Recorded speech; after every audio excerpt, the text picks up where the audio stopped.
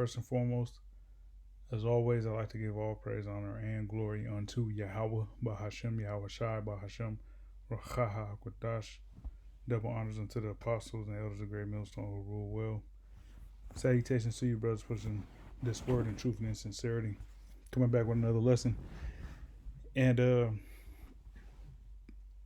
before I get into this lesson, let me cue up a video that a brother had posted. A brother had actually posted it on the WhatsApp. All right, and in this video, is going into how the ports in California are empty, and like brothers know, earlier this year during the summertime, all those ports were full of shipping containers. They were full of give me just a second. They were full of cargo containers. You had ships that came from all over the world and came to bring merchandise to the U.S., but those ports weren't accepting none of those tricons. So those tricons weren't able to unload whatever merchandise they had, whatever goods they had. There's a bunch going on with that. Some say that some of those containers were empty, and topsoil from the Midwest. They were sending the best topsoil here in the Midwest in the United States back to California to be put on those tricons and shipped back to China. A lot of those tricons to be shipped back to China as payment for debt that the U.S. had. But without further ado, let me play this video because this Edomite, what looks to be an Edomite trucker, is actually spilling the beans on what's really going on with those ports, and how they're empty. Just how at one point in time they were backed up with ships. Now it's like completely empty. Okay, and it's a reason for that. All right, so here we go. I just left Oakland. Usually I haul into the port. Container companies that load the ships. Well, when I got to Oakland, there was something very eerie. Remember when all the ships were stacked up and we couldn't get the shit off them? The ports are empty. There's no ships. They used to be jam-packed. So I went over to, Pacific container company where I have a friend. He says he's going to be out of a job next week because Tyson and JBS will no longer be shipping meat to the port. Heads up, people. It's going to happen a lot quicker than you think. All right, so yeah, you heard it. Somebody who has boots on ground, let you know that it's going to be a famine. Okay, because Tyson, that's a meat company, and if they're not shipping stuff to the that lets you know it's going to be a famine, which we know they expect that through the spirit. And also he said there's no ships, because a prophecy is taking place. The vision is for an appointed time, and this being an end is speaking. All right, so this is Revelation 18:8. This whole chapter is good, but I'm gonna start here in the 8th verse. It says, "Therefore shall her plagues come in one day, death and mourning and famine, and she shall be utterly burned with fire, for strong is the Lord power who judgeth her." All right, so every judgment that's written in the book that is prophesied to fall upon Babylon the Great. Hey, if you have eyes to see, you can clearly see how these things are you know taking place. How they're the Lord is lining things up so He can start knocking them dominoes over, those proverbial dominoes over. You know, all right. So everything is being lined up, and the judgment, the final judgment of that nuclear destruction, hey, is right around the corner, man. You can't say that it's not. Okay. uh, Verse 9 it says, "And the kings of the earth who have committed fornication and lived deliciously with her shall bewail her and lament for her when they shall see the smoke of her burning." So when this place is burning, all right, when Babylon the Great, aka America, is totally engulfed in fire, you're gonna have the kings of the earth, all right, these presidents, these rulers in these various countries, um, who at some point, some way, shape, form, or fashion have done some type of deal or some type of trade with America. Because at one point in time, America was the beacon of light, you know, for these other nations, the light that the other nations wanted to emulate and take hold of and be a part of. Okay, but it's not like that anymore. You have other nations that far outshine America to where you know like for instance, a kid that's 10, 15 years old currently, they don't know, or should I say, a teenager, they don't know what it was like when America was really on top, when America was really, you know, doing its thing. Okay, all they know is this social media stupidity generation.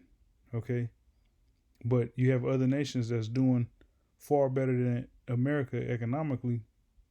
All right, so these other nations that at one point in time traded with America and was influenced by America, when this place is destroyed, hey, they're gonna lament. They're gonna bewail her. All right. Uh, Verse 10 it says, "Standing afar off, for the fear of her torment, saying, Alas, alas, that great city Babylon." Right. So it says, standing afar off. Not nowhere close to this place. If uh, no one's gonna be in a rush to try to get as close to America and America's proximity to have a front row seat in America's destruction, or like if somebody heard about America, some politician or whatever in another country hearing about America getting nuked, nobody's gonna be in a rush to try to hop on a boat or a jet or a plane and and get as close to the bonfire as possible. No, all the kings, all the the kings of the earth, they're gonna be wherever the hell they're at. Which is gonna be in hiding. You know, trying to hide from ultimately Yahweh Shem Yahweh Shai. Okay, so it says, "Standing afar off for the fear of her torment, saying, Alas, alas, that great city Babylon, that great city, for in 1 hour is thy judgment come." Okay, because it's only going to take 1 hour for America to be completely destroyed. All right, so from north, south, east, west, it's only going to take 1 hour for that that whole circumference, or um, you know that whole area to be completely lit on fire.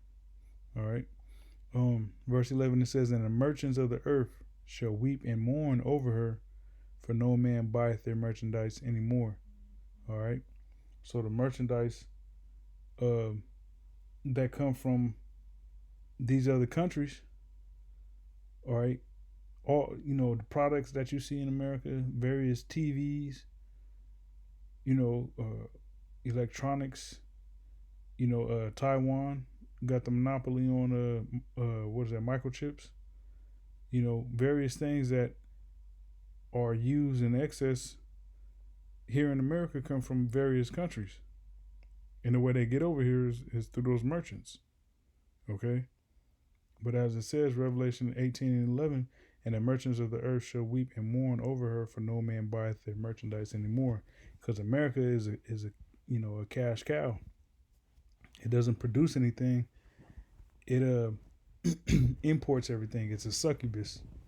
Okay, so all the goods that you see uh, here in America, they're not manufactured here in America. They're manufactured, somewhere else in some other country.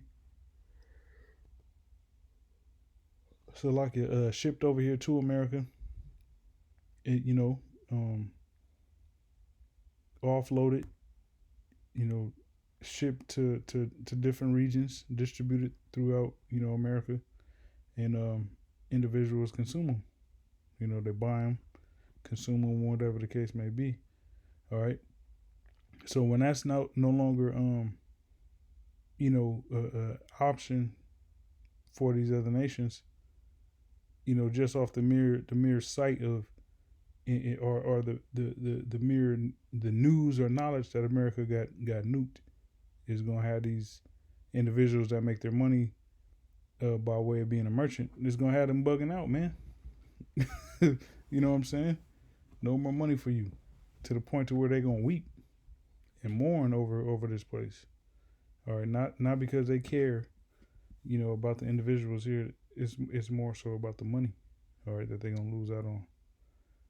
All right, it says the merchandise of gold and silver and precious stones and apparels and of fine linen and purple and silk and scarlet and all thine wood and all manner vessels of ivory and all manner vessels of most precious wood and of brass and iron and marble and cinnamon and odors and ointments and frankincense and wine and oil and fine flour and wheat and beasts and sheep and horses and chariots and slaves and souls of men. All right. Hey, and that's the spirit that so called well, not so called, but human trafficking is you know really on the forefront of not on the I wouldn't say the forefront, but it's more known now than ever. Which people have always known about human trafficking. Um, even back to when they used to put individuals on milk cartons. On the back of a milk carton, somebody that was missing.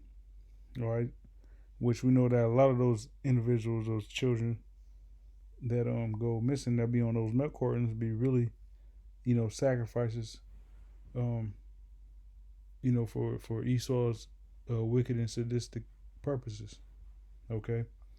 Uh, Nowadays they put individuals on newspapers. The junk mail that you get. They always got some individual that's missing on there. All right. So souls of men are able to be bought here in Babylon. All right. Now that's a there's rules of slavery, so to say. All right. There's laws, but here in Babylon the Great, Esau go about slavery in an ungodly, wicked manner. All right. you know, um, Esau, drug women, or shit. There's videos online, bro. Start hip hop where uh individuals just pop out a car and just stuff somebody in a back seat or something. All right, and off they go to go traffic them. All right, and a lot of times those individuals come here to America, or people leave America and go somewhere else. All right, So that's all. It's all scriptural, and because of all those things, um, you know, that can be found here in America, these individuals, these kings and merchants and whatnot, is gonna mourn and lament at the fact that they're not gonna be able to make money off those things. You know, um, verse 14 says, "And the fruits that thy soul lusted after are departed from thee, and all things which were dainty and goodly are departed from thee, and thou shalt find them no more at all. The merchants of these things which were made rich by her shall stand afar off for the fear of her torment, weeping and wailing." All right, so that fire, the bonfire that America is going to become, is going to be so um turbulent, so detrimental, that these the merchants is going to be hella far from this place. You know, it says stand afar off for the fear of her torment, uh, weeping and wailing. So just the fear of, damn, that actually happened over there. That's America got destroyed. That's gonna pump fear in these individuals, in their spirits, man. All right, so that lets you know how great of a destruction it's gonna be. All right. And there's this whole chapter is good. This is probably my favorite chapter, but I'm gonna leave it there. Now I want to get this real quick. Um, this is from RT, and it says most polls want U.S. nukes, and this was a survey. It says over half of respondents were in favor of the country joining NATO's nuclear sharing program. All right, it says a survey suggests that over half the population of Poland believe the U.S. should station nuclear weapons in the country to deter Russia from using nukes against Ukraine. Polish president, I ain't even gonna try to pronounce that first name, or actually I'll try. Anders Edge Duda was reportedly already raised has reportedly already raised the issue with Washington. All right, so you got Poland. A lot of people in Poland that want U.S. nukes in their country to be able to assist Ukraine if need be. All right, it says according to the IBRIS survey commissioned by Poland's Politica newspaper, 54.1% of respondents believe that Poland should participate in NATO's nuclear sharing program, which allows Washington to station its nuclear arsenal in countries that do not have their own. 29.5% were against joining, while others refrained from answering. Right, so you got the Polish that want nukes in their country. All right. Now I'll leave this in the description box, but I was gonna read it all. And what did I read? I read this down here. I'm gonna jump down here. It says under the scheme, U.S. nukes are currently deployed in Belgium, Germany, Italy, the Netherlands, and Turkey. What is that? Yeah, Turkey. Well, this must be like a somewhat ancient way of spelling Turkey, or how they spell it in their country. It says a large, mainly domesticated. You can't. This ain't even definition two. It says a country comprising the whole of the Anatolian Peninsula and Western Asia. All right, so Turkey. I've never seen it spelled like that before. Okay, so it says once again, under the scheme, U.S. nukes are currently deployed in Belgium, Germany, Italy, the Netherlands, and Turkey. However, these countries only serve as hosts while ownership remains with Washington. All right.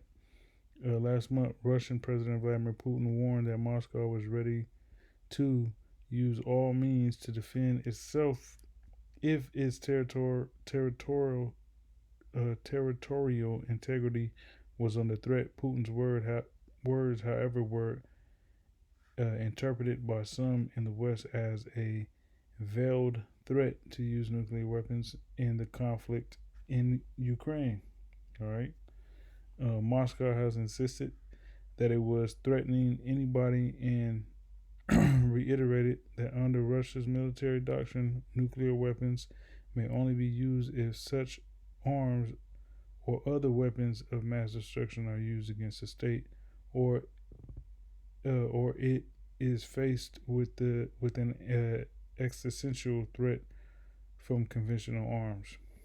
All right, so you can see how that World War III is just getting better and better.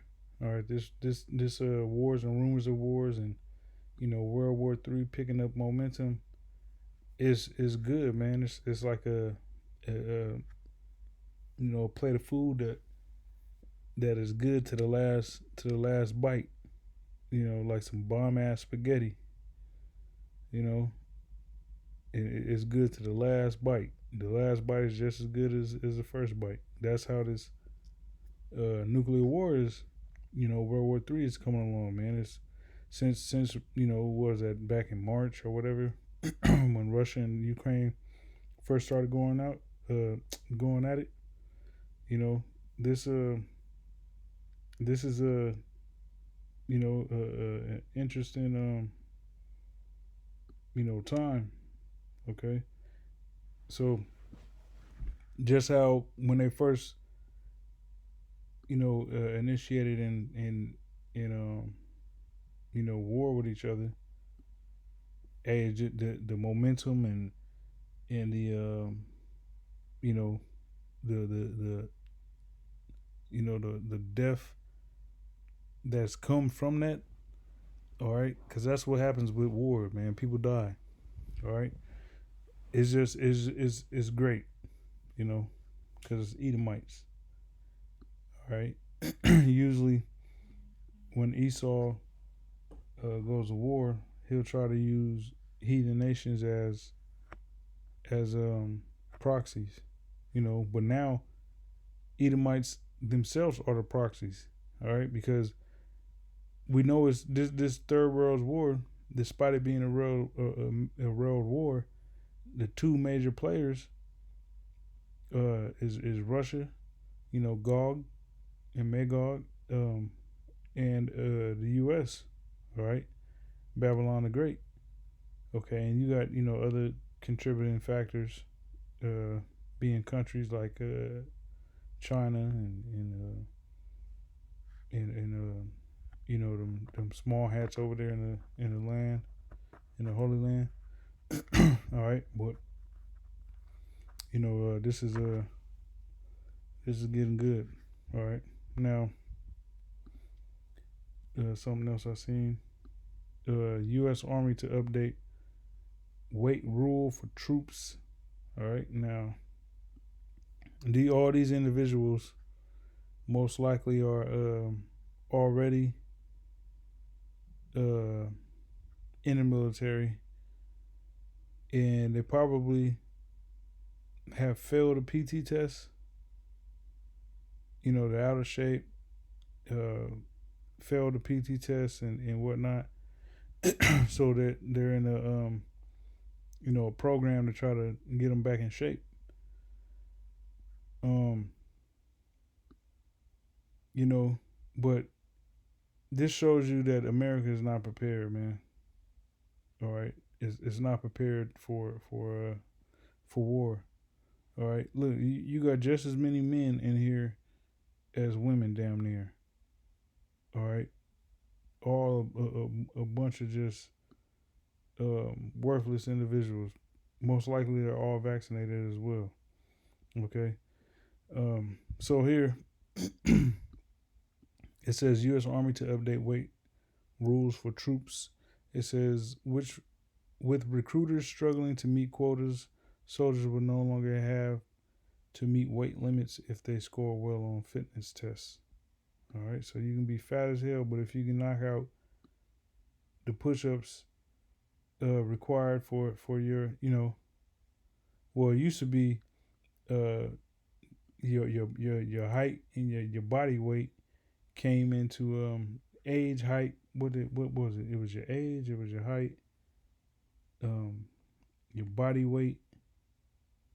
All those were contributing factors um, into um, you know what you were expected to do on a PT test, or how you were expected to perform. So now they're just letting you be fat, so you can be fat as you want to be, but as long as you pass this PT test, it's all good. All right, and that's a low standard, man. All right, all right. So it says the U.S. Army will reportedly cancel weight limits for its troops, letting oh shit, letting obese soldiers and obese, I believe, is at least 100 pounds overweight, grossly fat, grossly fat. All right, if I'm not mistaken,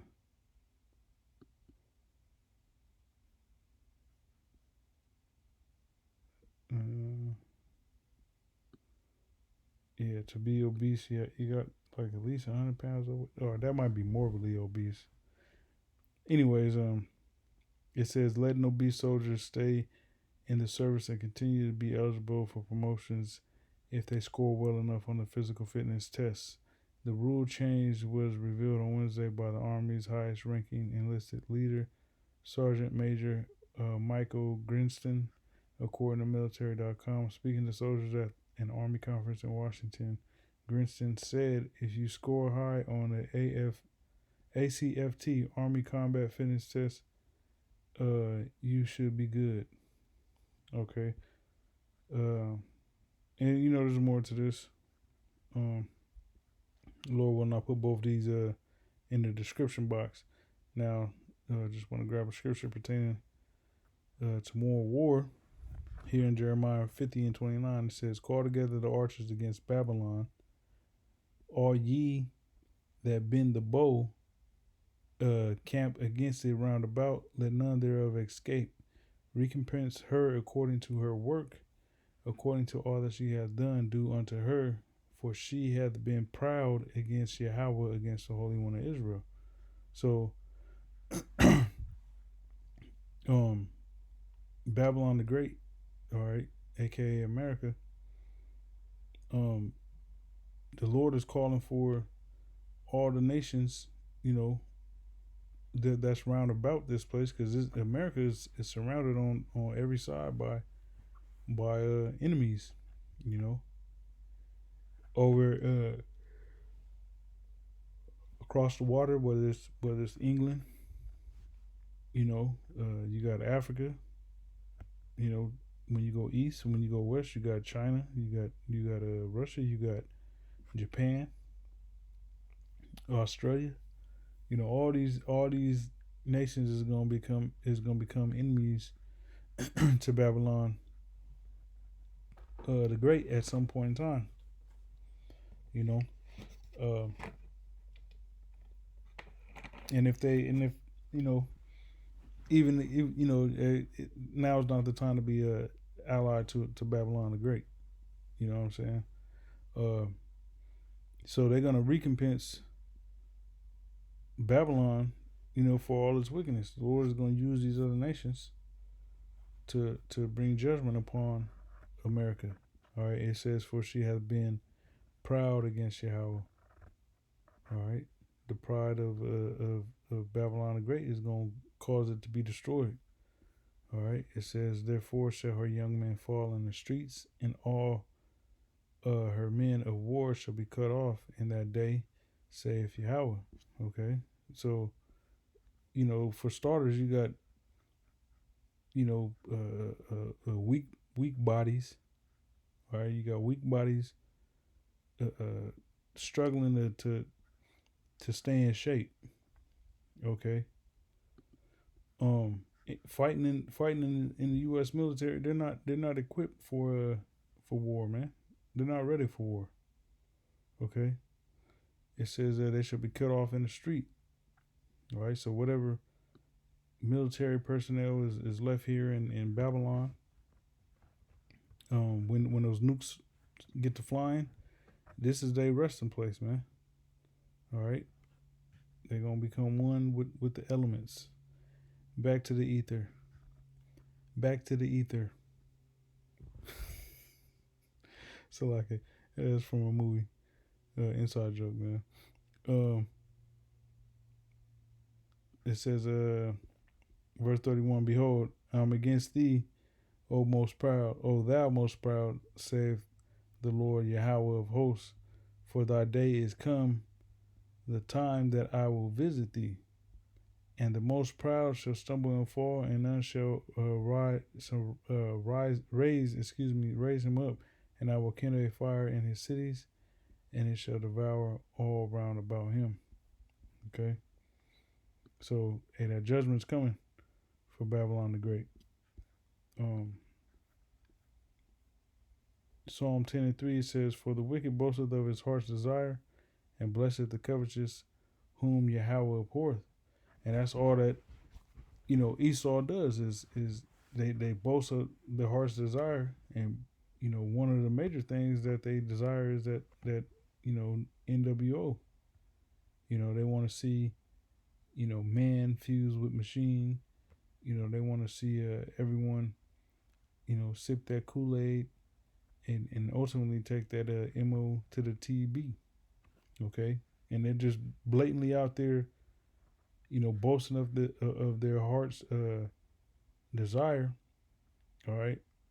Meanwhile, the Lord hates them.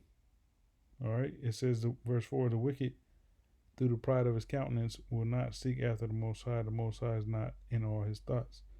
All right. And that pride in him, Esau, not giving a thought to any of the laws, statutes, commandments, the order, reverence, respect, fear, that should be applied to the Heavenly Father, is gonna cause this place to be destroyed, man. Because all those things, not giving not serving the Lord, not worshiping the Lord, not praising the Lord, honoring the Lord, fearing the Lord, is pride, man.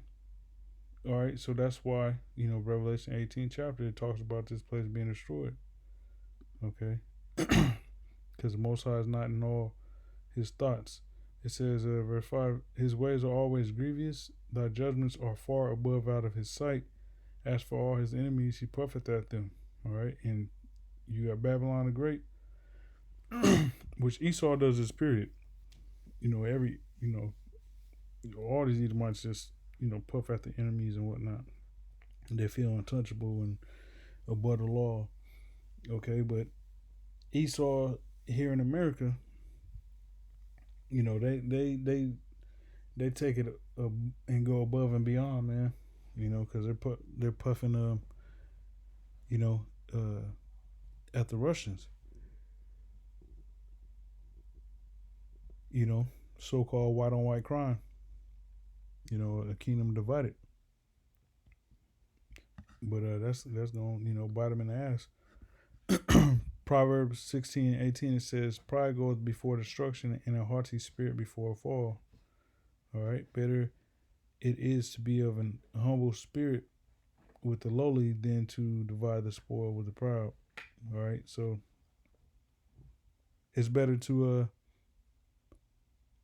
be patient and serve Yahweh Hashem Yahushai, knowing that the lowly is gonna be exalted in due time. We just got to be patient and be faithful.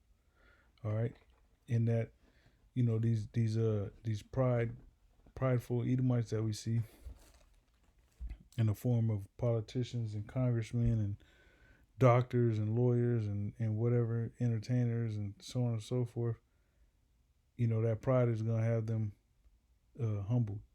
You know, the Lord's gonna humble them with fire, man.